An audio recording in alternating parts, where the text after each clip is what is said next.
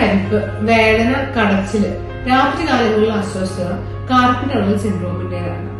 Sugar, thyroid തുടങ്ങിയ രോഗങ്ങളുള്ളവർക്കും നല്ല തടിയുള്ളവർക്കും കൈകൊണ്ട് ഒരുപാട് ജോലി ചെയ്യുന്നവർക്കും കൈക്ക് എന്തെങ്കിലും പരിക്ക് പറ്റിയവർക്കും ഒക്കെയാണ് ഇത് പൊതുവെ കണ്ടുവരാറുള്ളത്. നമ്മുടെ കയ്യിലെ ഉള്ളം കൈയിലുള്ള നാഡികൾ പോകുന്ന വഴിക്ക് ഒരു പാലം പോലെയുള്ള സ്ട്രക്ചർ ഉണ്ട്. അതിനാണ് കാർപ്പൽ ടണൽ എന്ന് പറയുന്നത്.